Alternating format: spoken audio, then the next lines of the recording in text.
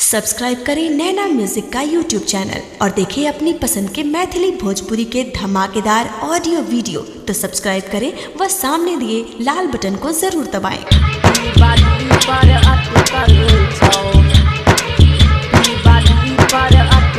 DJ Sumit Satish आप सुन रहे हैं नैना म्यूजिक और निर्माता विकी चौधरी की प्रस्तुति।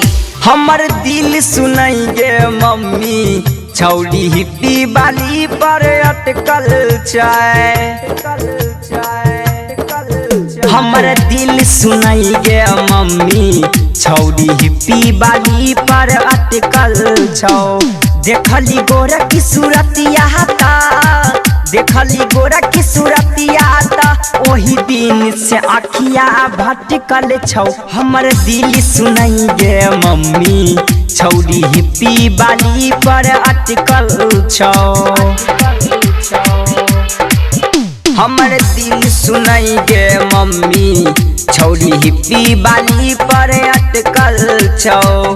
देखली गोरा की सूरतिया ता, देखली गोरा की सूरतिया ता, ओही दिन से मन में भटकल छौ। हमर दिल सुनाइए मम्मी छौड़ी हिप्पी बाली पर अटकल छौ।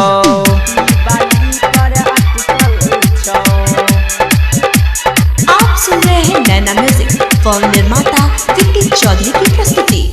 लच लच लच के पतली कमरिया चरिचा सगर जहान छे। गोरगाल पर सुंदर सन के एगो तिलवा निशान छे।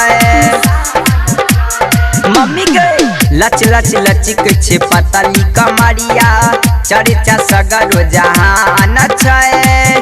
गोरगाल पर सुंदर सन के एगो तिलवा निशान छे।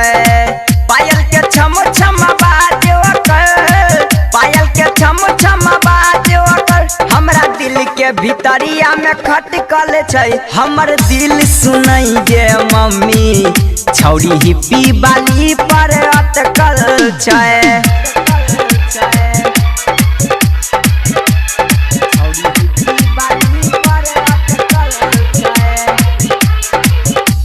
जाने कवन माटी से देवता बनल के ओकर रूप गे।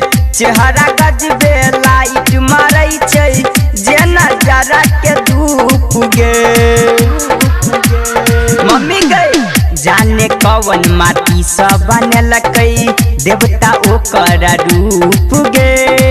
चेहरा गजबे लाइट मारै छै जेना जरा के धूप गे।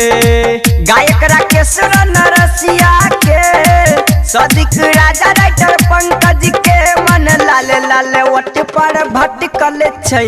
हमर दिल सुनाइए मम्मी छौड़ी घगड़ी बाली पर अटकल छै। सब्सक्राइब करें नैना म्यूजिक का यूट्यूब चैनल और देखें अपनी पसंद के मैथिली भोजपुरी के धमाकेदार ऑडियो वीडियो। तो सब्सक्राइब करें व सामने दिए लाल बटन को जरूर दबाएं।